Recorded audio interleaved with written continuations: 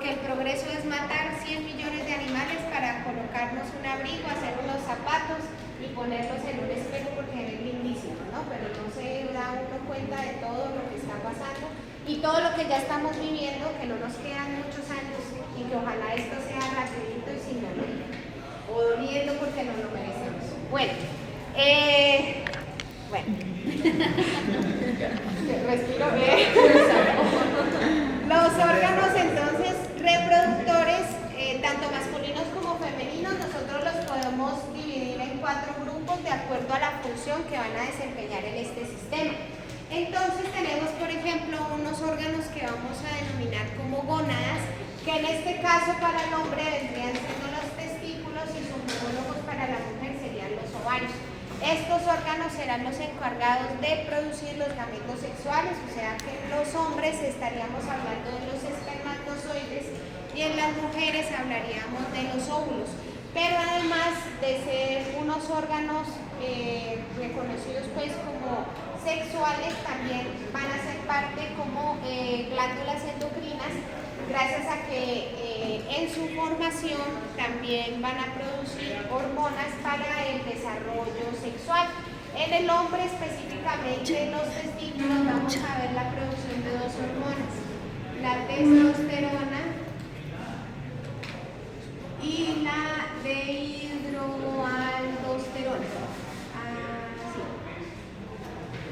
Esas serían entonces las hormonas producidas por el testículo como órgano endocrino, pero como gónada, acuérdense que estarán relacionados con la producción de espermatozoides. Tenemos el segundo grupo que serían los conductos.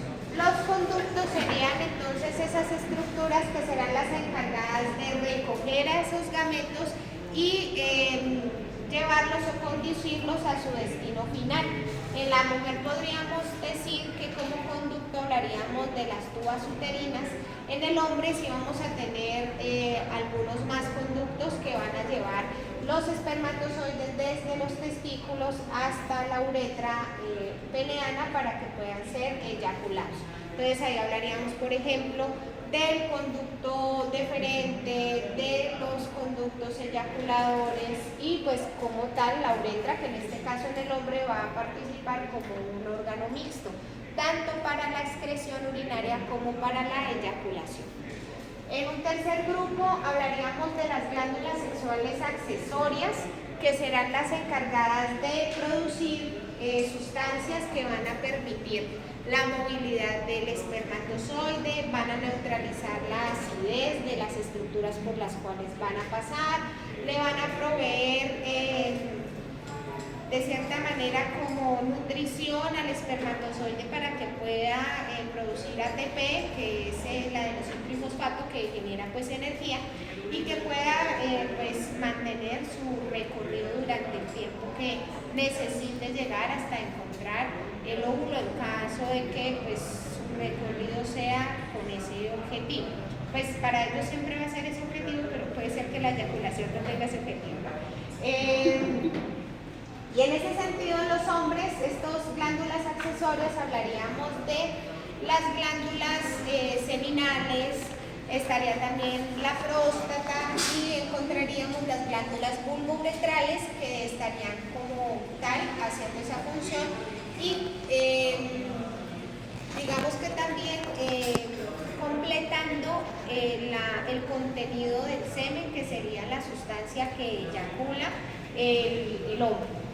Y finalmente hablamos de las estructuras de sostén. Estas estructuras de sostén realmente en el hombre hablaríamos específicamente del órgano copulador y en ese sentido sería el pene, que tiene estructuras eréctiles que van a funcionar junto con los fenómenos neurovasculares para poder generar la erección y facilitar la copulación y en ese sentido pues tratar de alguna manera de preservar, aunque no es buena idea seguir preservando la especie.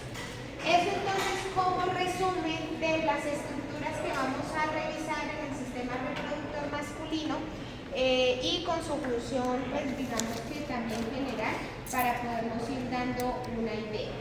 Resulta que en los genitales masculinos podremos nosotros identificar unos órganos que estarán extrapélvicos, y en ese caso hablaremos del pene y el testículo con el epididimo y de sus bolsas escrotales. Y como órganos internos estaríamos observando lo que son las vías espermáticas que van a conducir a esos espermatozoides y el contenido secretado por las glándulas auxiliares hacia su destino final. ¿Listo? Eso entonces tiende a ser diferente en la mujer, porque en la mujer tenemos un órgano que no solamente va a ser de copulación con la vagina, sino que va a ser también de anidación y de sostén, y en ese sentido pues estaríamos hablando del útero, que es el lugar donde se va a formar, va a crecer y desarrollarse el embrión, así que en ese sentido pues estos son órganos que están en el interior de la pelvis. Bueno, en cambio en el hombre pues son externos, curiosamente siendo más susceptibles a cualquier impacto, ¿no? De hecho, los nervios que inervan los testículos tienen una alta sensibilidad. Esa sensibilidad proviene incluso de los plexos aórticos, no son los hipogástricos superiores, son los hipogástricos superiores, son los celíacos y mesentéricos superiores los que estarán relacionados con la inervación de los testículos, porque bajan junto con las arterias testiculares. Acuérdense el origen de estas arterias. Por lo tanto, pues son muy sensibles y pueden generar fenómenos vasculares que pueden producir torsión testicular y perder ese testículo. Por eso no es tan bueno. Y los chicos cuando están pequeños, no sé, los hombres son raros porque tienen miedo todo el tiempo de que una persona no heterosexual los conquiste, pero entre los heterosexuales se manosean, se tiran besos, se dicen cosas bonitas. Uno lee un chat entre dos hombres y es lo más cariñoso del mundo, ¿no? Bebé, mi amor, te amo, qué rico que estabas hoy, ta, ta, ta. Y cuando el chat de la novia, hola, sí, no, ok, chao, no, ¿qué es eso? Es bueno, como rarito. ¿Listo? Empecemos entonces de afuera para adentro para que empecemos, pues, digamos, como el recorrido que podría ser el espermatozoide. Obviamente, pues, primero debemos recordar que estos testículos que se van a alojar acá en el escroto vienen madurándose o se maduran dentro del abdomen, y a medida que ese embrión, ese feto empieza a crecer, ellos descienden y van a atravesar el canal inguinal para alojarse en el escroto. Al salir hacia el escroto, pues van a empujar muchas de las túnicas que tiene la pared abdominal, y eso va a continuarse conformando lo que se conocen como las túnicas del testículo. Antes de empezar a hablar de las túnicas del testículo, pues tenemos que ver la parte más externa, que es lo que se denomina el escroto. Entonces el escroto es la bolsa de piel que va a contener a los dos testículos. Generalmente encontramos una línea central longitudinal entre los dos escrotos, que es lo que se conoce como el rafé escrotal, y ese rafé escrotal nos está diciendo, nos está ubicando que en ese lugar hay un tabique de tejido conectivo que nos va a dividir el escroto en dos bolsas escrotales. Entonces el rafé del escroto es la línea longitudinal externa que nosotros observamos, pero que nos permite de cierta manera saber que interno a ese rafé hay un tabique, se llama el tabique escrotal, que va a hacer que se divida el escroto en dos bolsas escrotales, una izquierda y una derecha, van a contener a ese testículo y que van a ser independientes la izquierda de la derecha. ¿Cómo era que se llamaba? El rafé del escroto. Bueno, a partir de esa línea longitudinal también podemos observar que el escroto tiene unas líneas transversales, que son las arrugas escrotales.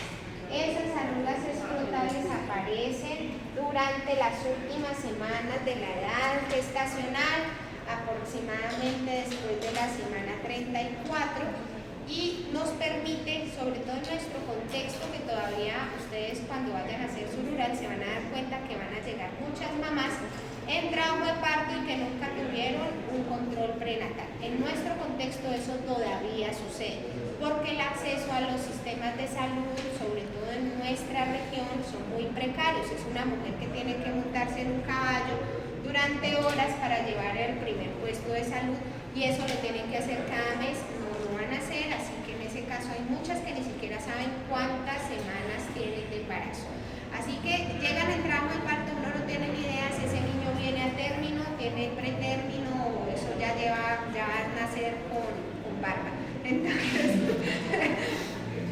una de las formas para identificar si el niño es pretérmino o a término, o sea, si es prematuro o nació al tiempo, es ubicar las líneas del escroto, las arrugas transversales del escroto, o sea, que su escroto ya esté arrugado, hiperpigmentado y que contenga, o sea, si ustedes lo tocan, lo van a encontrar lleno, o sea, que tiene todavía, o que ahí adentro ya aloja al testículo, nos permite saber que al menos ese bebé nació por encima de las 36 semanas de gestación, o sea, que uno podría estar mucho más tranquilo recibiendo a ese nuevo depredador al mundo, ¿no?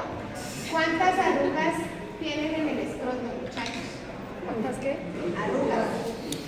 O niñas que les esperen nada. Nunca le dio la tarea. Tiene botas. Ah, tiene botas. Tiene botas.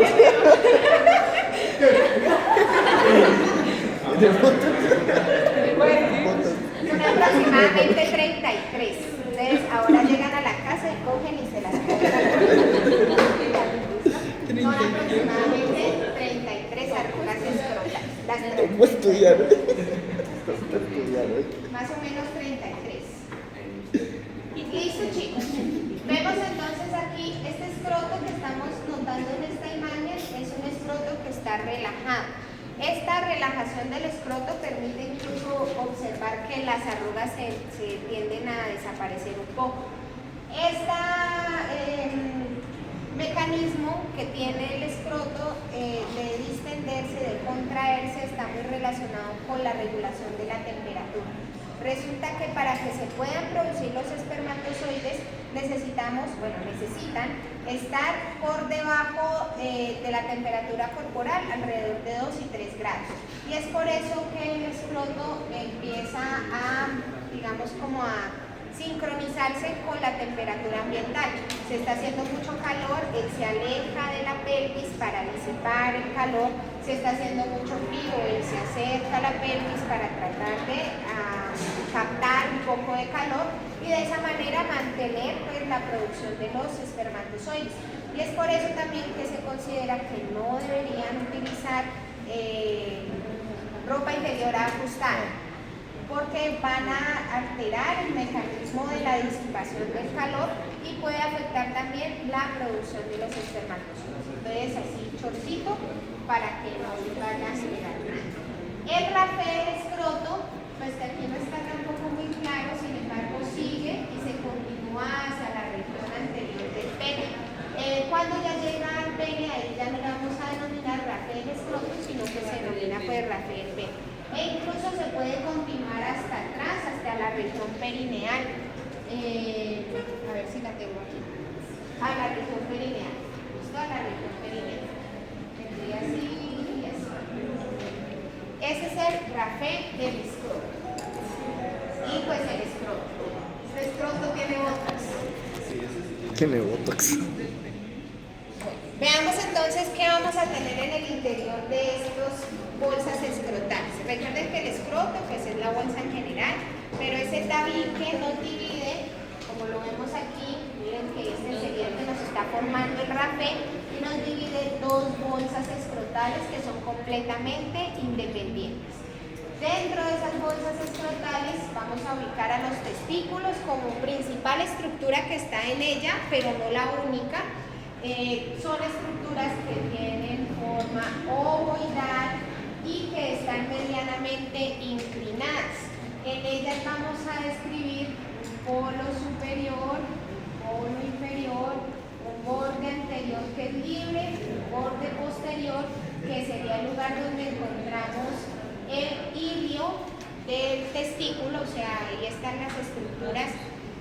o el espacio por el cual van a entrar y salir las estructuras neurovasculares y secretoras del testículo. Y finalmente, pues vamos a hablar también de una cara medial y una cara lateral. La medial será la que estaría en relación o mirando hacia el tabique, y la lateral pues sería en sentido contrario. Debemos tener en cuenta pues que si nosotros trazamos aquí una línea longitudinal, vemos que los polos no se encuentran completamente alineados, sino que ellos están un poco desalineados, haciendo entonces que el polo superior se ubique en sentido anterior y el polo inferior se ubique en la región posterior. Por lo tanto, en algunos textos también se describe un polo antero superior y un polo postero inferior por la disposición que van a tener ellos. Otra situación que debemos tener en cuenta, y sobre todo se nota cuando el escroto está distendido, se ha relajado, es que el testículo izquierdo está más descendido que el derecho. Eso está relacionado con el desarrollo embriológico. Recuerden que cuando están los chicos dentro del vientre materno, sus testículos, como en las niñas, los ovarios, están en el interior de la cavidad abdominal, allá en relación con el retroperitoneo, y empiezan a descender. Resulta que como ellos son vecinos de los riñones, recuerden que el riñón derecho está más descendido que el riñón izquierdo. Y ellos tienen un pequeño ligamento que es el gubernáculo que los empieza a, digamos que de cierta manera, ayudar a descender hasta que atraviesan el canal inguinal y llegan a esta zona. Si el izquierdo pues estaba más arriba, su gubernáculo era más largo, por lo tanto cuando llega a la bolsa escrotal va a colgar más que el derecho. ¿Listo? Eso simplemente es un dato general. Bueno, lo habitual y lo normal es que ellos tengan de longitud, o sea, desde el polo superior al polo inferior, más o menos 4 centímetros, de su borde medial a su borde lateral hablaríamos de 3 centímetros, y alrededor del espesor general que va a tener este testículo serán aproximadamente 2.5 centímetros en promedio. Los testículos generalmente están muy bien vascularizados. Recuerden que los vasos que llegan hacia la región testicular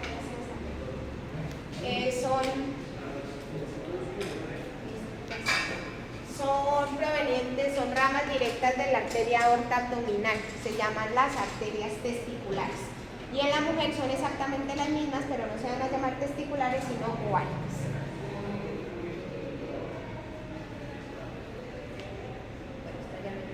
De la aorta. Sí, de la aorta abdominal. En esta imagen podemos observar el borde anterior y el borde posterior. Habíamos dicho que en ese borde posterior era el lugar donde nosotros encontrábamos el ilio testicular. En este caso estamos viendo sobre todo la red testicular, que es la que estaría en relación con la siguiente estructura que está dentro de las bolsas escrotales, que es el epidídimo. El epidídimo es una estructura que está conformada por un sistema de túbulos que están así muy condensados y que podrían, si se cogieran y se estiraran, podrían llegar a medir incluso hasta 2 metros completamente estirados, ¿no? Pero pues en general a esta estructura le vamos a describir que tiene una cabeza, un cuerpo y una cola. La cabeza es la parte superior que estaría relacionándose con el polo superior del intestino. Entonces esta sería la cabeza del epidídimo. La parte central, que es un poco tortuosa, se denomina el cuerpo, y finalmente el extremo más distal, que es el que se va a continuar después con este conducto que ven aquí, que va a ascender hacia la pelvis, que es el conducto deferente. Esa región se llama la cola. ¿Listo? Desde él tenemos una cabeza, un cuerpo y una cola. Se conecta con la parte interna de los testículos a través de esta red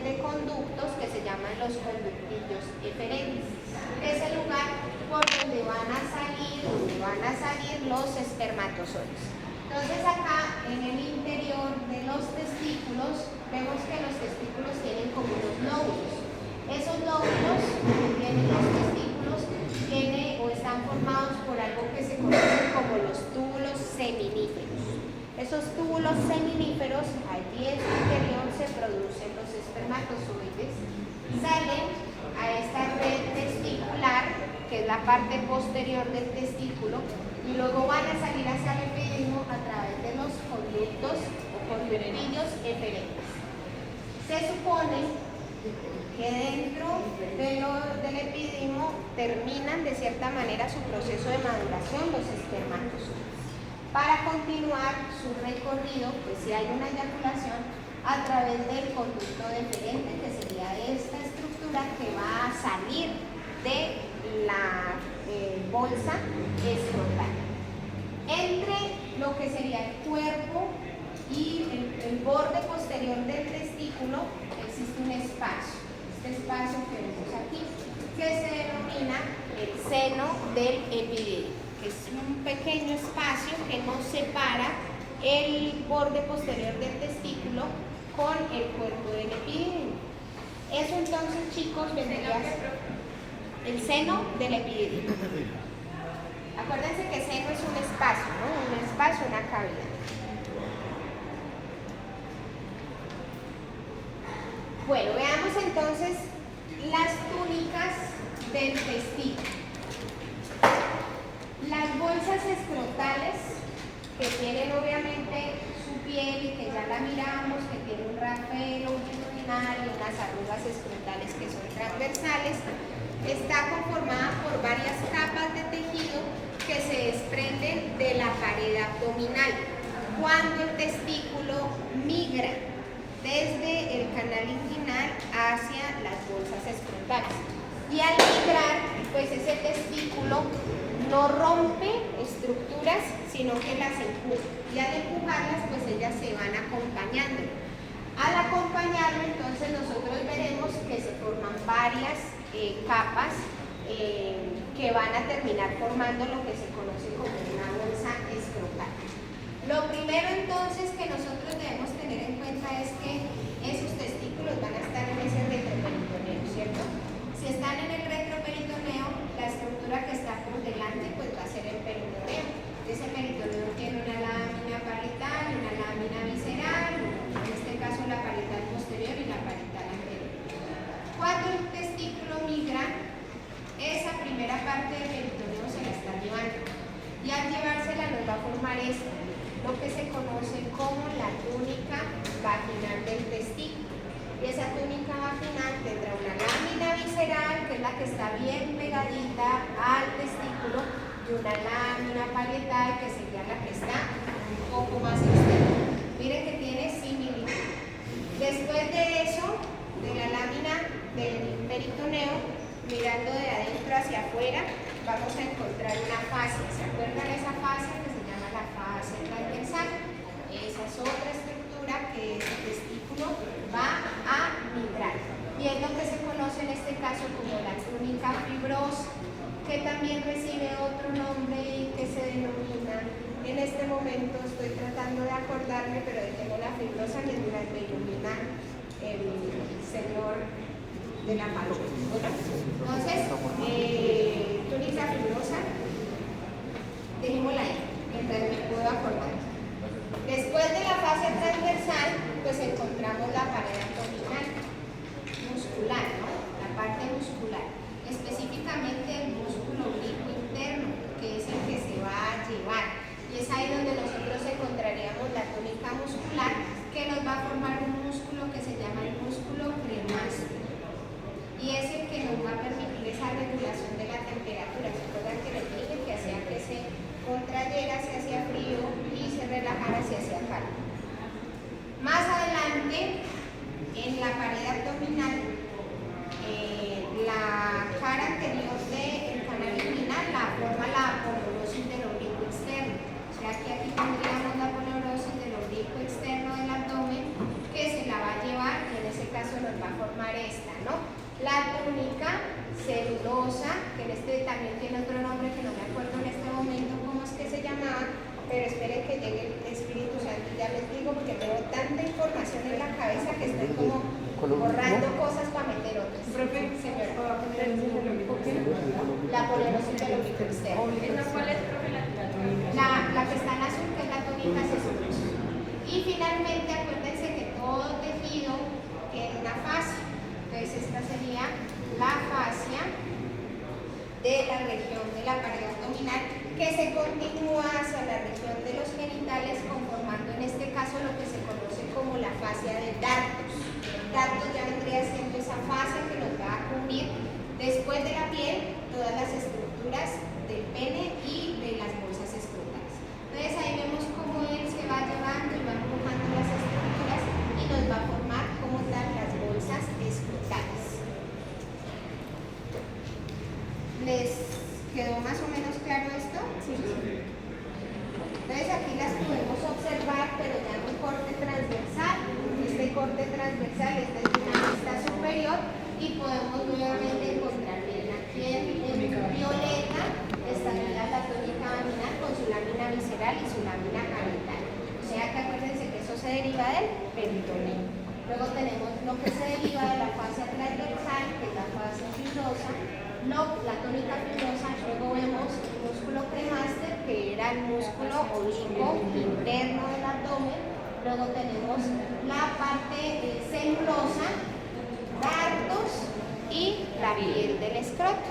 Esto, chicos, entonces es lo que nos va a conformar las bolsas escrotales. En esta imagen además también podemos observar ese tabique que nos divide las dos bolsas escrotales y miren que nos deja observar que son completamente independientes la una de la otra. Y además también nos permite observar el lirio del testículo, que miren que el lirio, igual que como lo veían ustedes en el pulmón, donde estaba el lirio pulmonar no había pleura, porque miren que acuérdense que ya esos mesotelios no se interrumpen, sino que se continúan. Y aquí vemos ese bolsillito que forman para dejar por fuera lo que sería el pedículo del testículo, queda por fuera, como en el pulmón y de la misma manera como lo veían en el corazón. Bueno, este nombre de funículo espermático es el nombre que se le da a las estructuras que van a estar relacionándose con las bolsas escrotales y con el canal inguinal. O sea, prácticamente son las estructuras que comunican la bolsa escrotal con la pelvis. Y en ese caso entonces nosotros podremos ver que está formado, pues obviamente por, siempre me lo como, no sé por qué aquí siempre se me olvida este pobre hombre, que aquí el conducto deferente. Y en relación a ese conducto deferente, habrían unas estructuras que están por delante de él y otras estructuras que están por detrás de él. Las estructuras que están por delante de él serían el exopampiniforme, que es una estructura venosa, una red venosa que está recogiendo aproximadamente el 80% de la sangre venosa que proviene de esa bolsa escrotal. Estaría también la arteria testicular, que es la que va llegando a darle la irrigación a estos testículos, y el vestigio pues del proceso vaginal, que era ese gubernáculo que veíamos que era el que estaba alando, traccionando a los testículos para llegar hasta la bolsa escrotal. Y por detrás hay unas venas pequeñas de menor calibre y que estarán relacionadas con el drenaje de las estructuras que se encuentran en la bolsa escrotal, pero en un menor porcentaje. Aproximadamente se puede decir que es un 20% o menos del 20% estarían drenando el plexo venoso posterior al conducto deferente. Entonces toda esa estructura que se ve como un cordón que está saliendo del canal inguinal y que sostiene pues al testículo, eso es lo que se conoce como el funículo espermático. Entonces vendría siendo esta estructura que estamos viendo aquí. Este cordón, esa estructura que cuelga allí, ese vendría siendo el funículo espermático, ¿no? Esta estructura. ¿Qué va a tener de Pues que las mismas túnicas que conformaban las bolsas escrotales serán las mismas que van a cubrir y conformar al fonículo espermático. O sea, no podemos decir que sale el testículo y solo se lleva para que lo cubran aquí, las otras ellas verán cómo se cubren, ellas van a ir también con las mismas cubiertas, En esta región anterior, miren ese plexo venoso que sería el plexo venoso posterior, medial a ella, la arteria testicular, y posterior, que no lo alcanzamos a ver en la imagen, estaría el fonículo espermático y el plexo posterior. Y el plexo venoso posterior, que estaría drenando 20% o menos de la sangre que proviene de esta zona. Estos chicos entonces vendrían siendo las estructuras que están en el interior del escroto, lo que conforma las bolsas escrotales y quién pues sería la estructura que está atravesando ese canal inguinal. Ya me acabo de dar cuenta que si me secuestro el nombre, Dios mío, casi que no, la fascia espermática. ¿Se acuerdan que les dije que la túnica celulosa y fibrosa tenía otro nombre, pero no me acordaba de cuál era el nombre? Pues se llama fascia espermática. Y este es, digamos que como el resumen del dibujo que yo les hice anteriormente allá. Vemos entonces que el testículo está allá en el retroperitoneo, pero tiene que salir al escroto, entonces él al migrar se lleva todo por donde va pasando. Y es así como vamos nosotros viendo que de adentro hacia afuera se va formando la túnica vaginal, la fascia espermática interna, el músculo cremaster, la fascia espermática externa y dardos. Esto que es la fascia superficial del perineo. ¿Listo? Del escroto. Eso, chicos, entonces es el resumen del dibujo que les hice, fascia espermática. Dios mío, tengo muchas cosas en la cabeza. Me está sucediendo algo, ya uno es viejito y uno no viene con una memoria como la de ustedes, ¿no? Yo creo que yo tengo que meter información como de una tera en una memoria de 256 GB. Entonces he estado notando que estoy borrando cosas para poder meter otras y eso me sucede así como con mucha frecuencia. Bueno, esto es el resumen de ese cuadro. Listo, llegamos al pene. El pene es el órgano copulador. Está formado por tejido eréctil, con gran cantidad de arterias y venas en su interior, que serían sobre todo las arterias las encargadas de hacer que ese tejido se llene de sangre. Y por ejemplo, en el momento de la eyaculación, ¿cómo es? O sea, la fascia muscular la que hace contracción para poder hacer eyaculación, ¿cómo funciona? Bueno, es que la eyaculación tiene dos fases, ¿no? Hay una primera fase, que es la fase de contracción. Esa fase de contracción ocurre específicamente en el músculo liso. El músculo liso de los conductos se contrae.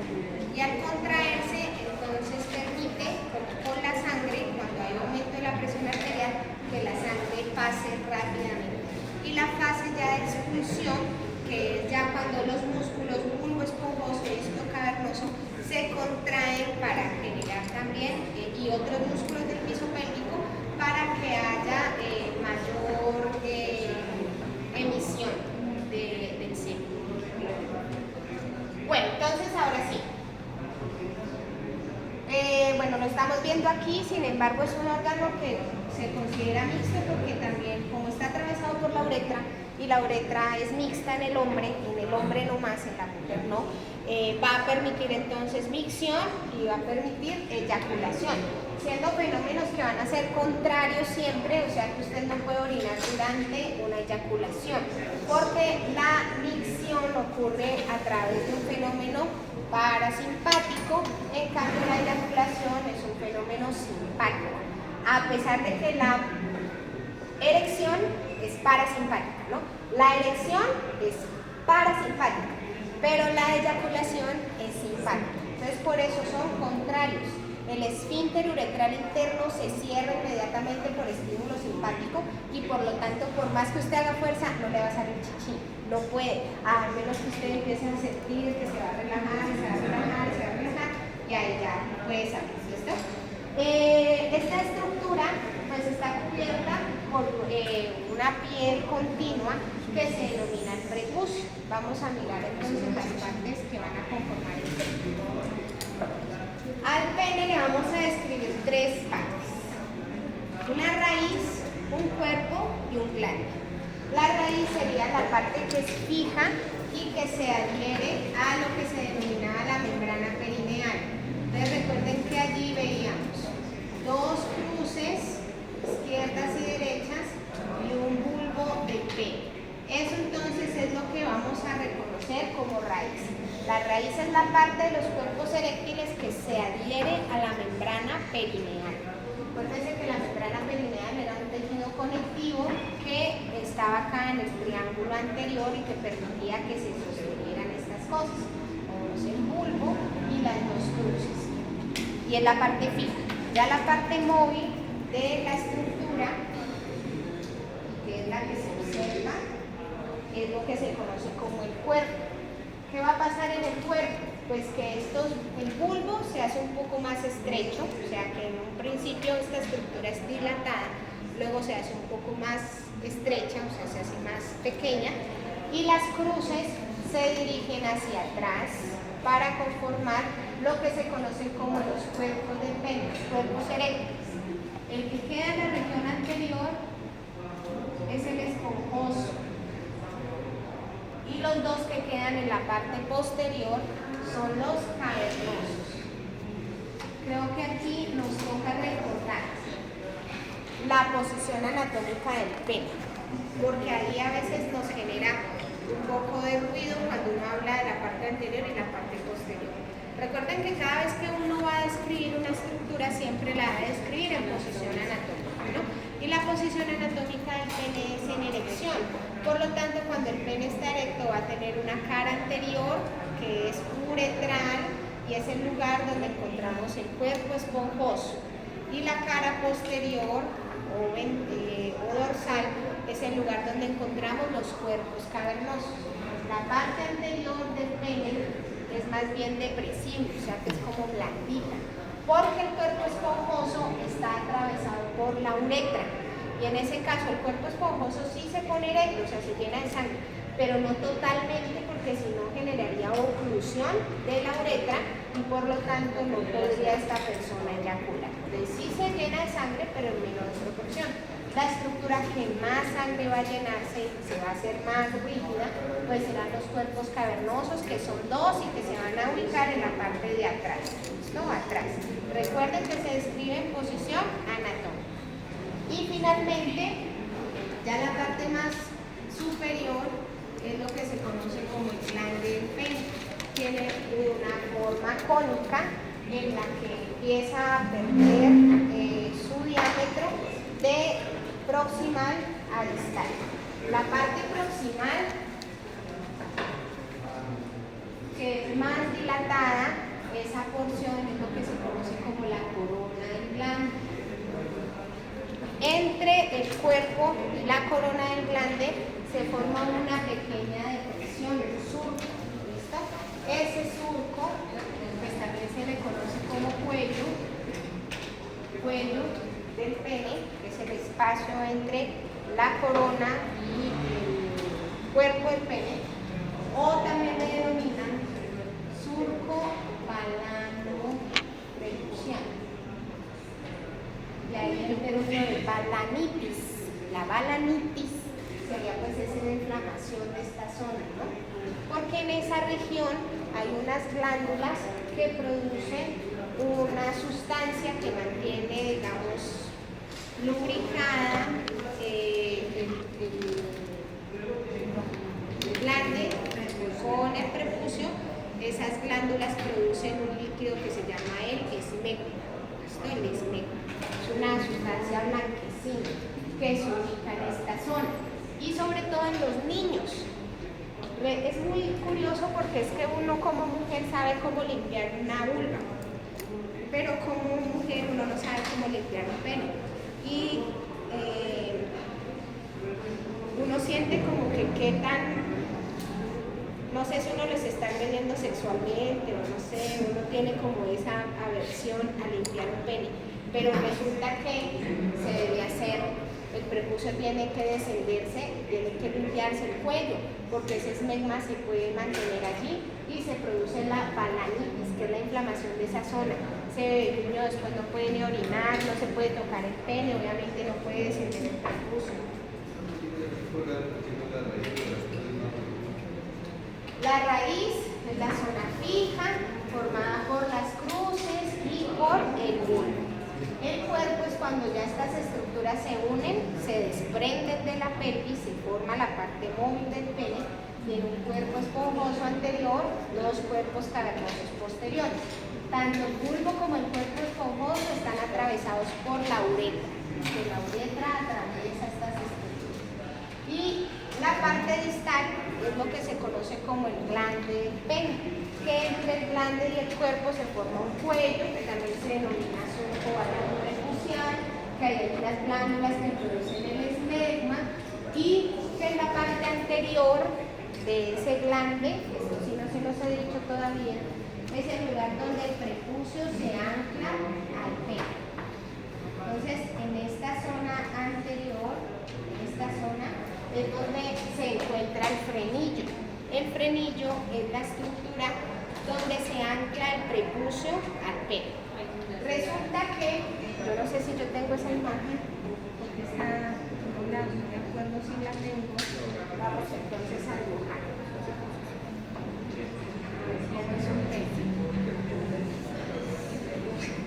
Bueno, y en el extremo distal, ¿cómo? Eso es en la parte anterior. En la parte anterior. El extremo distal, pues encontramos el meato, ¿no? Ese orificio uretral externo, es el lugar por donde va a expulsarse, ya sea la orina o sea el semen en este caso. Bueno, vamos que aquí tenemos un pene y él está cubierto por el prepucio, ¿listo? Pero resulta que el prepucio tiene doble capa, o sea que está en la piel y la piel se encoge para anclarse en esta zona, ¿listo? Se ancla en esta zona. Entonces eso hace que pueda mantener cerrada y cubierta completamente la región del glande, o yo la pueda descender y dejar visible toda la región del glande. Entonces es como si nosotros, bueno, si ustedes, bueno, si se alaran, ¿verdad que no tengo? ¿Verdad que no tengo? Si se alaran así, ¿Verdad que no pues tengo? van a ver que las dos piecitas se forman, ¿no? Como un bolsillito entre ellos. Es este bolsillito de aquí. Por eso es que aquí se acumula el esmegma y ahí se puede generar contaminación de la zona y se genera la balanitis. La balanitis en muchas ocasiones también va acompañada de fimosis, porque como se inflama, entonces hace que el prepucio también se inflame y se cierre. La fimosis es cuando ese prepucio se cierra y por más que yo trate de descenderlo, no se puede descender. ¿Por qué cuando los bebés les tienen que hacer, les tienen que cortar el prepucio? Por una fimosis, bueno, hay una parte religiosa, hay otra parte estética y hay otra parte ya médica personal, ¿no? A lo médico. Desde la parte religiosa se supone que un niño empieza a ser parte de la comunidad judía después de que les cortan el prepucio. Entonces esa es la parte religiosa. La estética es para que de pronto se les vea más grande el pene, también porque como el glande queda expuesto, el glande empieza a formar una capa de queratina y al formar esa capa de queratina pues se protege, porque antes lo protegía era el prepucio, y hace entonces que esta persona pueda tener de pronto más largo el proceso del orgasmo, o sea, se van a demorar más en venirse pues de alguna manera así maluca, porque pierde un poco de sensibilidad. Y la parte ya médica es porque ya se cierra. Como les dije, uno como mamá de niño siente que esa estructura es mejor no tocarla nunca, porque uno no sabe hasta dónde es que usted lo está limpiando y cuando ya empieza una agresión sexual, ¿no? Es una barrera como muy gris en esa área, y entonces hay muchas mamás que jamás nunca movilizan el prepucio. Si usted no mueve una estructura, la estructura se atrofia. Y la atrofia de esta región es que se cierra. Entonces, estos dos tejidos pues se unen y luego cuando el niño vaya a descender o la mamá vaya, ya no se puede. Entonces, ahí es donde entran y recortan. Y al recortar, pues ya queda el glande expuesto. Eso se llama fimosis. Pero eso ya es pues por la parte médica, ¿no? Porque realmente no, la religiosa y la estética pues no tienen otra, pues no se puede explicar de otra manera, o sea, simplemente ya es cultura general. Bueno, vemos entonces que la pared abdominal, acuérdense que tenía dos fases, ¿no? La fascia adiposa y la fascia membranosa. Esa fascia membranosa también era la denominada escarpa, que es la que es tejido conectivo y que se continúa, es la misma que se va a continuar tanto a los muslos formando la fascia lata como hacia la región del escroto y del pene. Lo que pasa es que en anatomía se tiende a tener la costumbre de darle nombre a cada estructura de acuerdo al lugar en el que está. Al final uno termina viendo que es la misma estructura que se continúa, pero se le da nombre diferente de acuerdo al lugar. Por ejemplo, acá viene la arteria subclavia porque está pasando por debajo de la clavícula. Entra a la axila, se llama axilar, pero el mismo vaso. Toca el brazo, se llama braquial, pero es el mismo vaso. ¿Listo? Entonces se le da diferente nombre por la región. Aquí pasa exactamente lo mismo. Acá es la fascia de escarpa, que es la fascia membranosa. Pero miren que no hay pérdida de continuidad. Ya no hay pérdida de continuidad, pues va a formar la fascia de Dartos, que era la que cubría el escroto, y nos va a formar la fascia de Coles, que es la que nos va a cubrir ya la región inferior, y nos va a formar la fascia del pene o fascia penil, que es la que nos estaría cubriendo la región externa del pene por debajo del prepucio. Y se continúa hacia el muslo como fascia lata. Es la misma vaina, solamente por el lugar le vamos a dar diferente nombre. Esta imagen era sobre todo para que tuviéramos en cuenta eso. La fascia del pene, la fascia del escroto, que es Dartos. Pero es el mismo tejido conectivo que se continúa. En esta imagen podemos ver el triángulo anterior del perineo y nos permite ubicar la raíz del pene. Entonces vemos dónde se ubicaría el bulbo y dónde están ubicados las cruces del pene y que miren que están obviamente inferiores e internas a los testículos, ¿no? Porque los testículos están ahí en esa bolsa escrotal, o sea que usted simplemente las levanta y ahí viene. Y bueno, acá ya estaría la parte móvil que estaría conformándonos los dos cuerpos cavernosos en esta zona, los que están rosaditos. Y miren que en la región del bulbo lo vemos como en un moradito, en un principio dilatado, luego va perdiendo tamaño y él se continúa hasta el glande. Por lo tanto, es el mismo tejido del bulbo el que va a conformar tanto el cuerpo esponjoso como el glande del pene. ¿Listo? Las cruces van a formar los cuerpos cavernosos y el glande del pene es como si se uniera o quedara como un sombrerito anclado sobre la parte superior de los cuerpos cavernosos. Por eso, cuando el pene está en erección, él está rígido en su parte posterior, pero la parte anterior y superior es blandita, es blanda.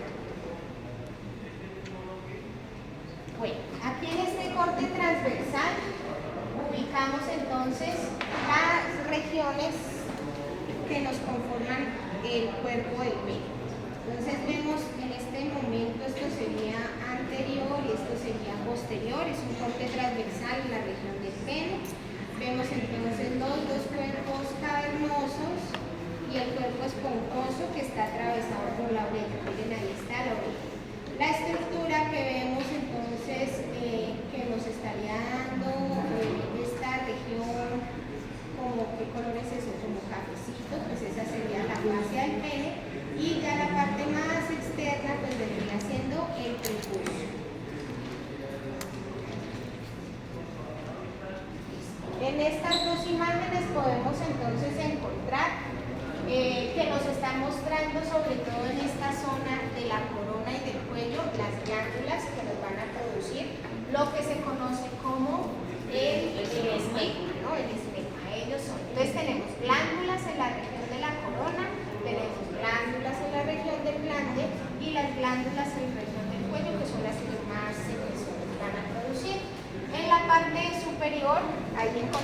ese orificio que se llama el meato uretral externo o el orificio externo de la uretra, que sería el lugar pues por donde se va a eyectar la eyaculación o la orina, pues dependiendo, pero hablemos de la eyaculación porque en este caso pues es lo que estamos viendo.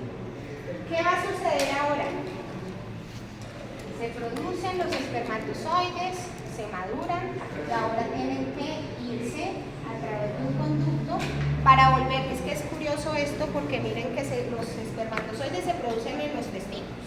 Los testículos están en el escroto está por fuera de la pelvis y se supone que tienen que ser eyectados por el pene, que también está por fuera de la pelvis. Pero resulta que no, ellos no pueden hacer aquí, salir así, que sería lo más fácil. No. Entran a la pelvis y luego vuelven y la atraviesan para salir a través del pene. Entonces eso es lo que vamos a ver ahorita. Los conductos que nos van a permitir que esos espermatozoides pues sean expulsados a través del pene, sabiendo que pues podrían hacer un caminito rápido, pero no, hacen el camino difícil. Entonces el conducto deferente, más o menos desde su origen hasta su terminación, que es acá en el fondo de la vejiga, mide más o menos 45 centímetros. Él va a tener varios, o se describe en varias partes.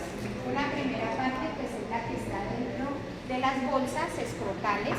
Luego vamos a tener otra que va a estar en relación con la sínfisis del pubis, más o menos esta de aquí, más o menos hasta aquí, que sería la de la sínfisis del pubis, hasta aquí. Estoy perdiendo de la sínfisis y la sínfisis.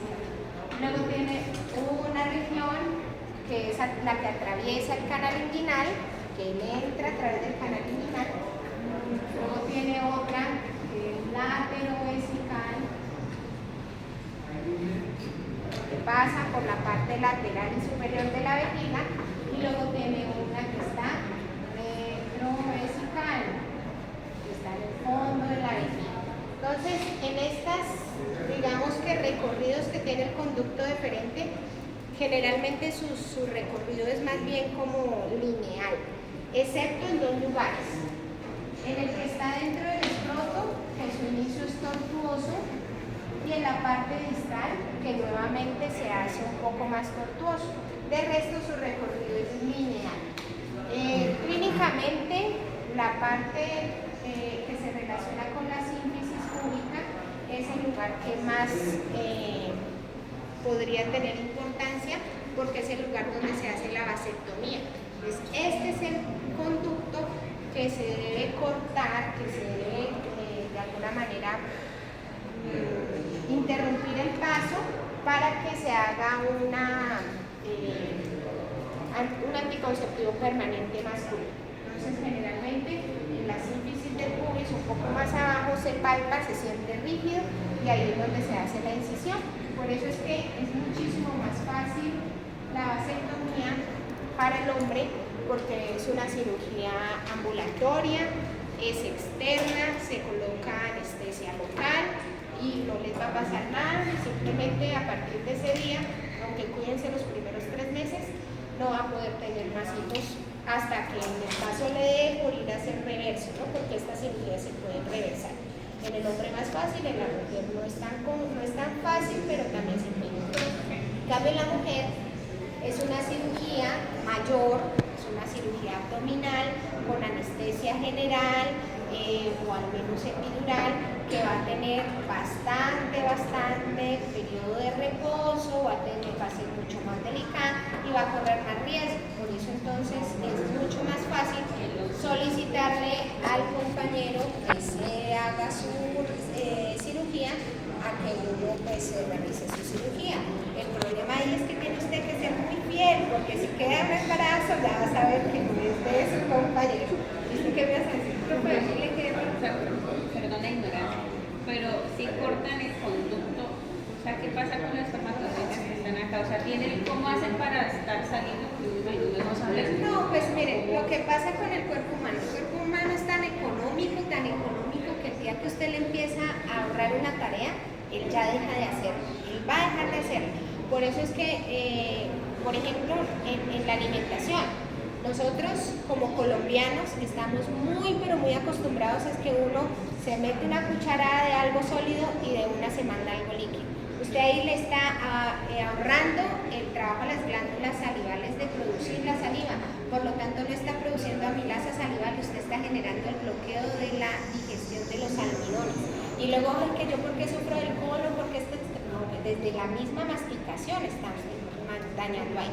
Si usted se pone un corrector de postura, usted se pone el corrector y se ve lindísimo, pero ¿qué va a pasar con los músculos? Me están ahorrando trabajo, me empiezo a atrofiar y el día que no me pongo el corrector no puedo ni siquiera enderezar.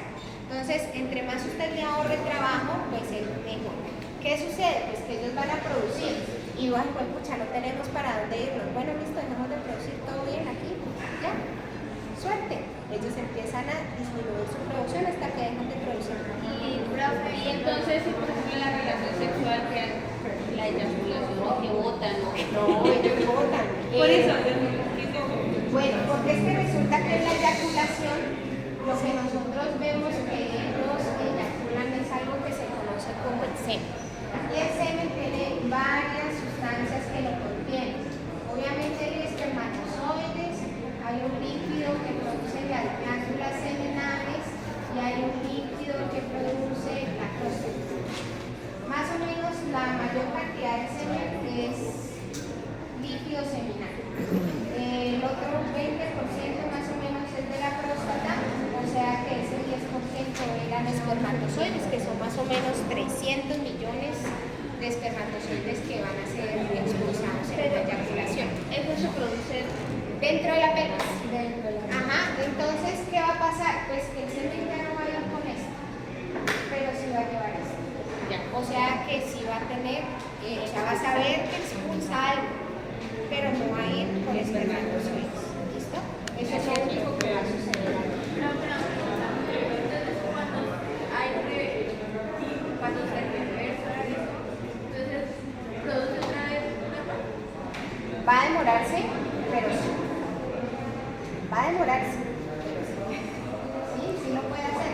De hecho, la mujer también, cuando a nosotras nos hacen la cirugía de la ligadura o el pomeroide, también es cortar y tu mismo cuerpo va a expulsar el óvulo y el óvulo no tiene para dónde irse, entonces dice como que entonces el cuerpo lo absorbe. Es que bueno, de este ovario baila. Esperemos el otro mes a ver si del otro. Entonces lo expulsa el otro, también como que y ahora que, bueno, entonces venga, absórbase y esperamos al otro a ver si de pronto ya se arregló el otro. Lo expulsa y pucha, no. Y entonces ya, más o menos a los 3 meses, tu cuerpo deja de producir óvulos. Ellos se quedan ahí y no maduran. Tú haces todo el ciclo, pero el óvulo no se expulsa. O sea, no hay menstruación. Lo que no hay es ovulación, porque son dos procesos diferentes. Exactamente. Ciclo ovario, ¿qué pasa?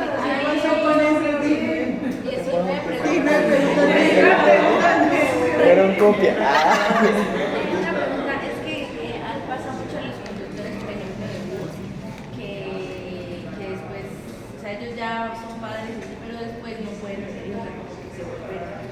Eso era por el tema de la temperatura. La temperatura. ¿No? Pero porque se vuelven permanentes.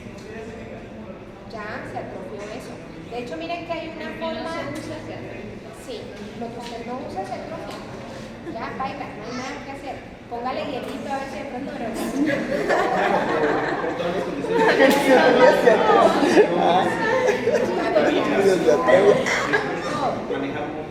Entonces, miren, resulta que no me acuerdo qué les iba a decir. No me acuerdo qué les iba a decir. Ya no me acuerdo. Ah, bueno, entonces estamos otra vez en contacto de diferente. A ver si me voy acordando que les iba a contar. Dijimos entonces que su primer recorrido tortuoso, mientras sale de la bolsa escrotal, luego se va derechito, que es el lugar que pasa por la sínfisis, el lugar donde se hace la vasectomía. Generalmente se hacen 2 cortes, un corte proximal, un corte distal, y la porción que queda en medio se retira. Y además los extremos se cauterizan, ¿no? Para evitar que de alguna manera, o sea, Así salga el espermatozoide y de pronto encuentre un huequito y le dé por irse, no. O sea, se cierra la puerta de manera permanente. Ya después lo que hacen para la reversa, pues cortan nuevamente y vuelven y unen y se maneja. Ya me acordé. Hay uno de los métodos de planificación masculino que ahorita está tomando auge, es con ultrasonido. El ultrasonido genera ondas y calienta.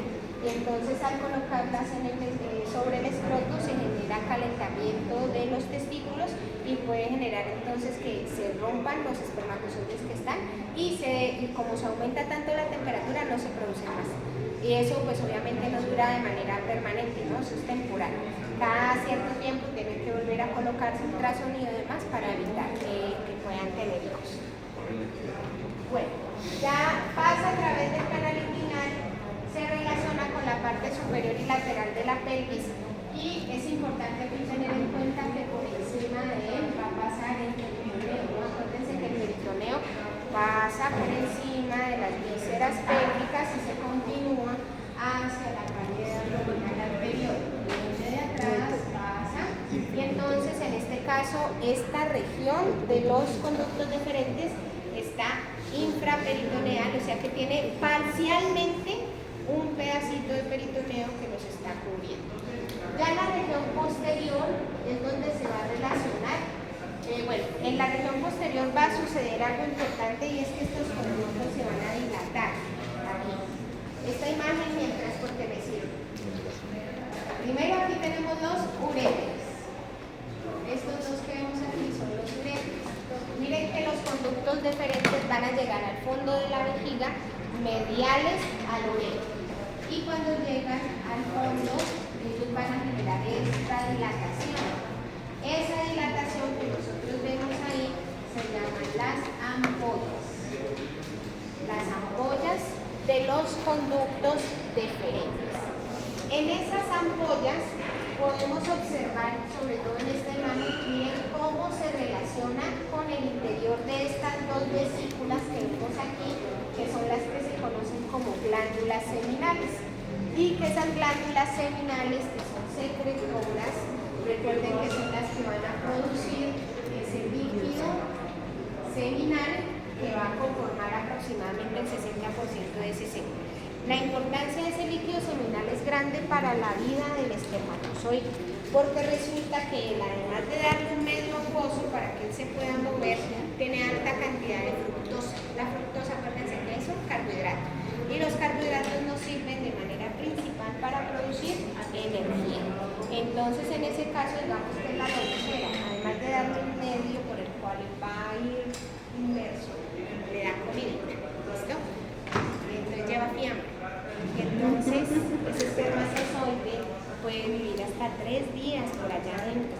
Por eso es que es tan importante que si en algún momento se les ocurre planificar con el método del ritmo, pues tengan muy en cuenta que son 3 días que el hombre va a vivir allá, entonces tengan cuidado porque puede ser que le salga por ahí. Bueno, una vez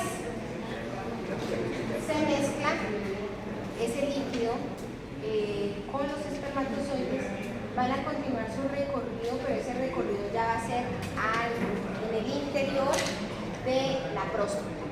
Y ese recorrido que van a hacer en el interior de la próstata lo hacen a través de unos conductos que se llaman los conductos eyaculadores. Son cortos, solo atraviesan la próstata de la parte posterior y lateral hacia la parte inferior y lateral y tienen miden aproximadamente 2 centímetros o 2 centímetros y medio. Son dos, acuérdense, porque si tienen 2 conductos deferentes, pues van a ser 2 conductos eyaculadores. Van a estar separados, el izquierdo y el derecho, por una estructura que está en el interior de la próstata, que es como una pequeña cavidad, un pequeño reservorio que está en el interior de la próstata que se llama el umbrículo prostático, que divide, pues que nos va a permitir mantener separados el izquierdo y el derecho. El conducto eyaculador vendría siendo este. Ahí lo vemos, pues de un lado, que son los. Sale entonces sus orificios hacia el interior de la uretra. Esta porción de la uretra que está atravesando la próstata, acuérdense que se llama la uretra prostática. Allí va a salir el producto que ellos están utilizando, que en ese caso van a ser los espermatozoides y el líquido seminal. Y en ese lugar, en esa uretra prostática, pues también va a ser expulsado el líquido que proviene de la próstata. Por lo tanto, uno podría decir que ya en este lugar se habría completado el seno. En una prostatectomía se va con todo el conducto. No, generalmente le quitan ese lóbulo, la parte superior, que es el lóbulo medio, que es el que se hipertrofia. Entonces quitan ese pedacito y dejan eso, porque si no, el problema, ¿sabes cuál es? Que si quedan es con la eyaculación retrógrada. Resulta que ya esta zona está inervada por los plexos hipogástricos y en ese caso el proceso de la eyaculación y de la micción pues es un fenómeno neurovascular, la eyaculación, ¿no? La erección y bueno, la eyaculación. Aquí teníamos un esfínter que se llama el esfínter interno de la uretra y cuando tú estás eyaculando pues este esfínter se cierra, está cerrado porque él lo maneja la parte parasintal de la sangre, ¿listo? Cerrado completamente. Cuando se hacen este tipo de procedimientos, a veces, no siempre, pero sí se puede generar alteraciones de los nervios que están llegando acá. Entonces, cuando la persona eyacula, no hay ese fenómeno de apertura y cierre, sino que se mantiene abierto. Entonces, cuando él eyacula, pues el camino más rápido es que suba. Entonces, él siente todo el orgasmo, pero no bota nada. ¿Se autoembaraza? Sí, Entonces, eso se llama eyaculación retrógrada. Tú sentiste todo el orgasmo y así súper placentero, pero no te salió nada, o sea, fue un orgasmo seco. ¿Para dónde se fue? Pues para la vejiga. Entonces, cuando usted ya después de que haya pasado un fenómeno y que entre en esa meseta de reposo, usted va a ver que una vez su pene se ponga flácido y le dé nuevamente ganas de orinar, por ahí le va a salir el semen. Van a, o al menos estén buscando que tengan un poco, porque ahí sí complicado el asunto. Bueno, la misma imagen, pero en esquema, más bonita, porque aquí podemos ver entonces cómo se divide la próstata, empezando por ahí. La próstata, miren que tiene forma como le escriben de nuez de castaña, ¿no? Tiene esta forma. Por lo tanto, tiene una base superior y tiene un vértice inferior.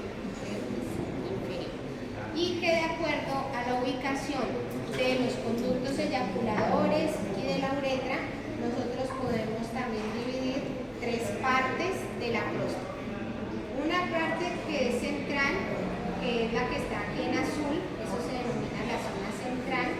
Tiene una zona de transición, que es la que está amarilla, que es la que está en relación con la uretra, y tiene dos regiones más. Una región anterior, que se denomina también no glandular, y una región periférica o lateral, que es la que está en la parte posterior. ¿Listo? Generalmente es esa zona transicional es la que se ve afectada con la edad. Digamos que más o menos al 70% de los hombres entre los 45 y 50 años, esta zona transicional va a generar una hipertrofia, se crece, se llama hipertrofia prostática benigna. Benigna porque es lo que habitualmente a todo el mundo le va a pasar.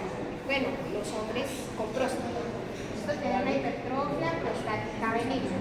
Y después de los 90 años, después de los 80. Si entre los 45 y 50 no le ha pasado, después de los 80 téngalo por seguro porque es como el 90% de los hombres después de los 80 tienen hipertrofia prostática benigna. Que no quiere decir que ya sea un cáncer, ¿no? Ella simplemente va a generar un crecimiento hacia arriba. Y cuando se ve, de hecho en el anfiteatro hay varias vejigas que tienen. Cuando ustedes miran la vejiga por dentro, en lo que es el cuello vesical, ven que sobresale como una barriguita hacia arriba. Eso es lo que se conoce como una úvula. Y esa úvula es el crecimiento de la zona transicional, la hipertrofia prostática benigna. ¿Listo? Siguiendo, podemos observar entonces que además de ver cómo se divide la próstata, ella va a tener una zona en la parte interna, voy a borrar aquí, que forma esta región donde salen, donde salen los dos orificios de los conductos eyaculadores hacia la uretra, y ese lugar se llama el folículo seminal. ¿Listo? Ahí digamos que es el lugar donde se estaría formando ya completamente lo que sería el semen. A ver, esto de la próstata ya lo dijimos. Miren entonces acá. Esta imagen sí me gusta más. Tenemos entonces acá arriba de la base el esfínter uretral externo, en la parte inferior del vértice el esfínter uretral externo. Acuérdense que este es involuntario, esto es voluntario. Podemos observar entonces todo lo que vemos acá son los elementos glandulares y esos conductos, miren que están saliendo a través de estos orificios. Estos orificios son las aperturas de las glándulas de la próstata, por lo tanto es por aquí por donde se va a secretar todo el líquido prostático.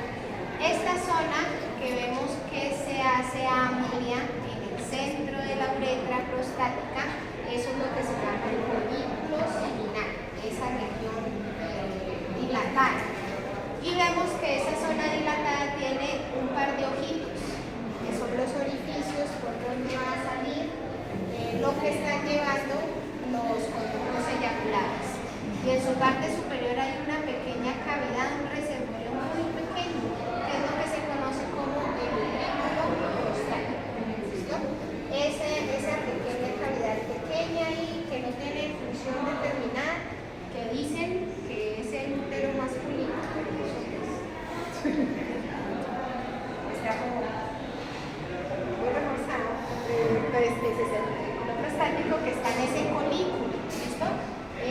También tiene otro nombre esta zona que se llama también el verum montano, ¿no? Esta zona del folículo seminal también se denomina del utrículo prostático, perdón, también le dicen el verum montano, pero eso es un nombre muy viejo. No se vayan a dejar intimidar que es un nombre, me encanta Carlos y los pone a ustedes así para a caminar derecho, pero no, es un nombre más viejo que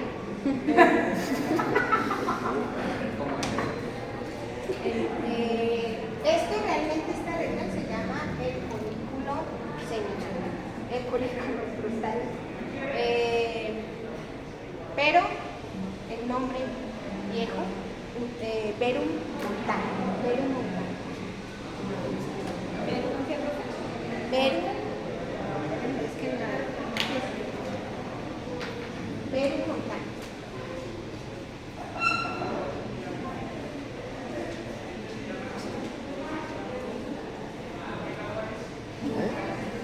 Como que ni se entiende.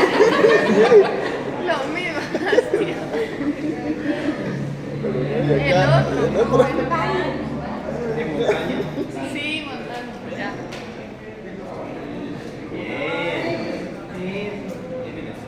¿Mejoró? Ya, sí.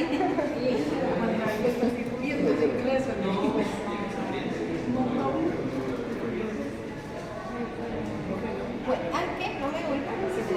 Ay, es que no he hablado de estas.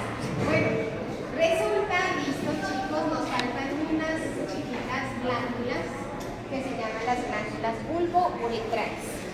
Las glándulas bulbouretrales, pues realmente no van a conformar el semen de manera muy específica, porque ellas van a empezar a secretar sus sustancias previas a la eyaculación.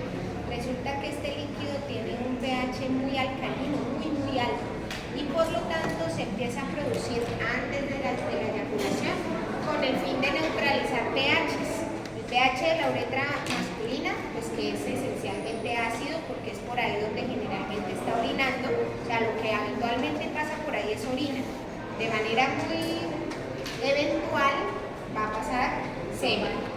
Bueno, falta, pero pues normalmente va a pasar orina. Entonces el pH de esa zona es muy ácido, muy ácido, muy ácido. Y adicionalmente, las mujeres en la vagina tenemos también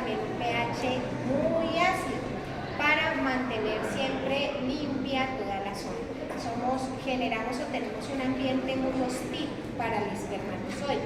Entonces, de esa manera se neutraliza el pH de la uretra masculina y de la vagina para facilitar que el ambiente, sobre todo el pH, llegue a un pH más bien neutro para que puedan pasar los espermatozoides sin morir. Entonces, esa es una función de las glándulas bulbouretrales. Van a secretar un líquido antes o previo de la eyaculación para neutralizar el pH. Ellas las vamos a ubicar por debajo del vértice de la próstata, específicamente en relación con los músculos transversos profundos del perineo. Recuerden que veíamos músculo transverso profundo del perineo con el esfínter uretral externo y a los lados se formaban unas glándulas. Esas glándulas bulbouretrales son estas de aquí, que también les dicen glándulas de Cooper. Y su producto va a ser expulsado directamente a la uretra, ya en la uretra esponjosa, o sea, la uretra que está atravesando el bulbo y el cuerpo esponjoso del pene. Se produce previo a la eyaculación, ¿listo? Por eso antes le decían pre-semen, pero realmente ese término no es correcto. Entonces es un líquido alcalino que se produce previo a la eyaculación. De hecho, una vez el pene se pone en erección, minutos después empieza a secretar. Y eso es la función que van a tener. ¿Llevan espermatozoides? No. ¿Va a embarazar? Tampoco. Que el espermatozoide se voltee y se meta por aquí, menos. Eso no sucede. Esto no va a pasar nada con eso. Sin embargo, como es una sustancia líquida secretada por este personaje, sí puede llevar alguna enfermedad de transmisión sexual. Entonces, en ese sentido, no solamente se debe pensar las relaciones sexuales con fines de reproducción, como nos los ha vendido la iglesia y la sociedad, sino que lo vamos a hacer de manera recreativa. Tenemos que tener en cuenta que las enfermedades son lo que realmente necesitamos disminuir y paliar. Es muchísimo más fácil usted manejar un embarazo no deseado. Es muchísimo más fácil, usted encuentra hasta leyes que lo protegen. Pero usted puede tener una enfermedad silente, virus del papiloma humano, los hombres que generalmente no lo padecen, y luego con toda chica que vayan a estar toda llena pues de papiloma. O pues cualquier enfermedad, la candidiasis, la sífilis, la gonorrea y demás, también entonces puede estar ahí silente. Cuando ya empieza a manifestarse, pues ya es muy difícil, y este tipo de virus pues usted utiliza, es muy complicado, vuelve y aparece. Toma el antibiótico, toma el tratamiento, toma supuestamente el equipo, vuelve y aparece, y nunca le va a quitar por siempre para siempre. Y lo peor sobre todo de eso es la cantidad de personas que usted pudo haber contagiado antes de que le aparecieran los síntomas. Porque es que cuando ya aparecen los síntomas, usted tiene inoculado eso desde hace muchísimo tiempo. Entonces, póngase a pensar, desde ese momento hacia atrás, una ventana puede ser hasta de un año, y en un año, ¿cuántas personas usted pudo haber tenido en su vida sexual? Y de esas, ¿quién fue el que lo contagió y demás? Así que es importante que tengan en cuenta eso para que no vayan a tener dificultades por después. Vemos aquí la glándula bien bonita, cómo va saliendo a la región de la uretra, en este caso la uretra esponjosa. Finalmente, esto es para que recordemos el recorrido que hace la uretra. La uretra entonces tiene primero un recorrido vertical. Ese recorrido vertical atraviesa la próstata, donde se denomina uretra prostática, atraviesa el músculo transverso profundo del perineo y lo rodea el esfínter uretral externo, donde se va a denominar uretra membranosa, y luego va a ser un ángulo casi recto. Ahí ya entra hacia los puntos esponjosos, donde se va a llamar uretra esponjosa. Estos ángulos que se ven aquí son los ángulos que se deben tener en cuenta a la hora de sondear a un paciente. Generalmente es una tarea de enfermería, pero en nuestro contexto les va a tocar hasta limpiar colas y se van a ocular, hasta trapear y barrer, o sea, todo lo que se pueda imaginar. Y no necesariamente son tareas destinadas de uno y de otro. Al final de cuentas, todos los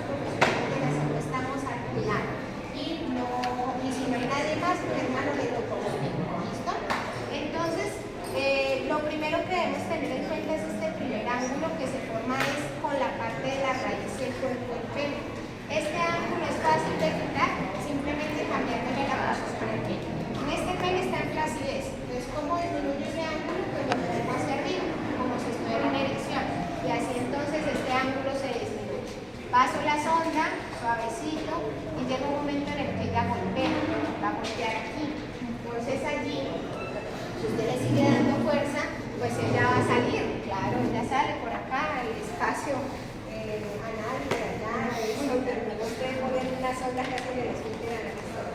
Pero entonces en ese caso pues, no se debe hacer. Cuando se golpea, entonces nuevamente lo que voy a hacer es disminuir el ángulo. Entonces si yo tenía el pene hacia arriba para disminuir este ángulo, ahora lo que voy a hacer es llevarlo hacia abajo, lo hago hacia la región inferior del pene y así entonces ese ángulo se disminuye un poco y va a permitir que la sonda atraviese hasta llegar acá. ¿Listo? Entonces esos ángulos son importantes sobre todo para eso. Listo, eso entonces era por acá. Me falta la vasculatura que me va a tocar buscarla por acá porque no la tengo. Lo único que se me está borrando. Ah, ven.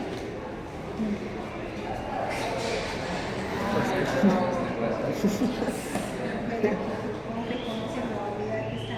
No la vi. No la vi. Bueno, para los vasos y nervios. Aunque creo que esta clase viene,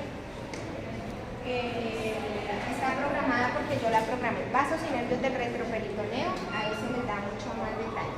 Sin embargo, recuerden, desciende la aorta a través de su foramen aórtico, su hiato aórtico, perdón, y empieza a dar sus ramas. Tronco celíaco, la arteria mesentérica superior, y a los lados de la mesentérica superior van a salir estos dos vasitos. Vamos a apretarlos desde acá para que no se puedan, para que se vean, que son en este caso las arterias testiculares. Las arterias testiculares van a atravesar el canal inguinal, se van a ir al funículo espermático y van a irrigar el testículo y las estructuras vecinas. ¿Listo? Recuerden entonces en ese caso, pues esas vasos arteriales son ramas directas de la aorta abdominal. Ya cuando vamos a ver el drenaje, dijimos que se daba por dos plexos. Un plexo que estaba por delante del cordón espermático, que dijimos que era el plexo pampiniforme, y uno que estaba por detrás, que era el plexo venoso posterior.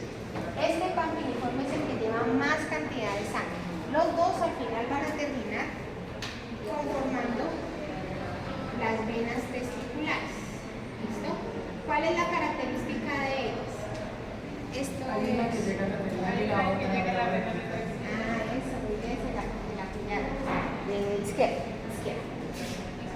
Las dos van a llegar a la vena cava inferior, ¿listo?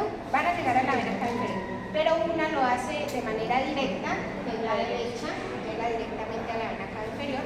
En cambio, la izquierda tiene un recorrido hacia la vena renal izquierda y luego ya llegan a la vena cava inferior. ¿Listo? Recuerden que la vena renal izquierda es más larga porque la arteria, la vena cava inferior está del lado derecho. Entonces tiene que hacer un recorrido mayor para poder llegar. Entonces ella llega allí. Eso sería entonces respecto a lo que serían los testículos. Que aquí van a salir un poco de cuadros que se van a demorar. Listo. Entonces, ya las estructuras que están en el interior de la pelvis.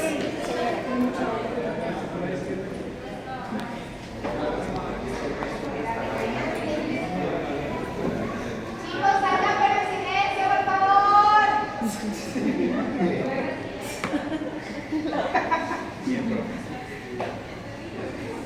Bueno, entonces, lo que está en la pelvis. Ya dentro de la pelvis está el cuerpo. Todo lo que está en el interior de la pelvis es irrigado por ramos de la arteria ilíaca interna. ¿Listo? Incluso hasta el pene es irrigado por la arteria ilíaca interna. Todo eso va a ser ramos de la arteria ilíaca interna. Pero recuerden que bien, la arteria aorta, más o menos a la altura del 4, es donde ella termina de existir. Y se forman las arterias ilíacas comunes o primitivas. La ilíaca externa se continúa hacia el exterior, pasando por debajo del ligamento inguinal y conformando la arteria femoral. Y la posterior de la pelvis y se va a ramificar. Va a formar entonces unos ramos que nos van a irrigar tanto las paredes como las vísceras. Entonces las que se van hacia las paredes pues serán las arterias glúteas, ¿listo? Glúteas superiores, glúteas inferiores, bla bla bla bla, todo lo que son la región de las paredes musculares. En cambio ya lo que se va hacia la región visceral es lo que vamos a tener en cuenta aquí. Tenemos entonces las vesicales que se van a ir a irrigar la vejiga y las estructuras que están en relación con él, por ejemplo las glándulas seminales que están en la parte posterior, una parte de los conductos deferentes también que van a llegar aquí. Por debajo de esas arterias vesicales se va a formar unos plexos arteriales que son las ramas prostáticas que van a irrigar específicamente la próstata y la uretra que está pasando por ahí, y vamos a tener una arteria importante que se va a llamar la arteria pudenda interna. Esa arteria pudenda interna se va a ir así muy pegadita a los músculos del piso pélvico, pero que después también va a haber unas arterias que se van a ir hacia el pene, hacia la región de los cuerpos eréctiles, y termina en la región anterior formando la arteria dorsal del pene.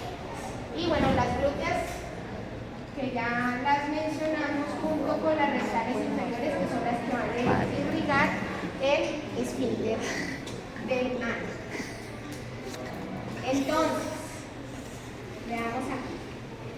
Tenemos esta es la ilíaca común, la ilíaca interna, la ilíaca externa, y ahí entonces nos están las rectales superiores, que vendrían siendo estas, las rectales superiores, las vesicales superiores y medias, las arterias prostáticas, y por aquí viene la pudenda interna. Esa arteria pudenda interna termina saliendo acá como arteria dorsal. ¿Qué me pasó? Sé que no quieren que les dé clase. La arteria dorsal del pene. Madre mía, es que me pasa esto. La pudenda interna termina como dorsal del pene. Yes. Yes. Yes. A ver, ¿qué nos pasa? Las venas, la misma vena. Bueno, hay unas arterias que no están aquí, que son las cavernosas, que son las que están en el interior de los cuerpos cavernosos y que son las que se van a estimular para el llenado de sangre durante la erección. Resulta que, acuérdense que dijimos que era un fenómeno neurovascular, o sea que necesitamos que haya sangre, pero que también haya estímulo nervioso. Entonces, la erección del pene es un fenómeno neurovascular. Entonces, si hablamos de erección, necesitamos un componente parasimpático que es de la médula sacral. Y ahí viene el componente parasimpático. Y el fenómeno vascular está relacionado con el aumento del llenado, sobre todo de la presión que se va a generar de las arterias cavernosas. Y cuando se aumenta el llenado de estas arterias cavernosas, ellas van a disminuir o prácticamente quitar el drenaje. Eso realmente no es que lo que generen es que la vena se contraiga, sino que como los cuerpos eréctiles se empiezan a llenar de sangre, ocluyen a la vena, y al ocluir la vena entonces van a generar disminución del retorno venoso, y esa disminución del retorno venoso pues favorece que se mantenga hasta lo que necesiten mantener la erección. ¿Listo? Cuando ya se genera la eyaculación, pues esto ya va a ser un fenómeno simpático. ¿Listo? Esto viene del plexo hipogástrico superior e inferior, más o menos. Esto vendría siendo plexo. Estos son nervios esplánicos lumbares. Son nervios esplánicos lumbares los que nos estarían generando la eyaculación. Y entonces en ese caso va a haber contracción de los músculos del piso pélvico, contracción de los músculos lisos de los conductos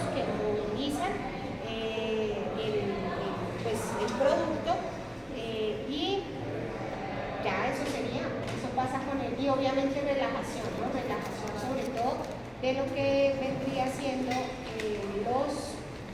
no puede haber relajación, no, sí, contracción de los músculos del piso pélvico y contracción del músculo liso de los conductos que van a permitir que salga la eyaculación. Entonces, en este caso, pues vemos que nuevamente la vena ilíaca interna sería la que va a recibir todo lo que sería el drenaje en las vísceras de la zona. Entonces tenemos que hablar las venas del bulbo del pene, las escrotales, las rectales, las dorsales, superficiales y profundas, y las vesicales son las que van a irse hacia la región de la vena ilíaca interna, como venas viscerales. Como venas parietales, pues simplemente ahí vemos nuevamente una parte de las venas dorsales profundas del pene van a drenar hacia la vena pública interna, y junto con las venas sacras y las glúteas que están recogiendo la sangre de las paredes van a llegar nuevamente a la vena ilíaca interna, que termina en la vena ilíaca común, que termina en la vena cava inferior, que termina en el ventrículo o la aurícula derecha del corazón. ¿Listo? Eso, chicos, entonces vendría siendo el sistema reproductor masculino. Ahora sí, los dejo ir en paz.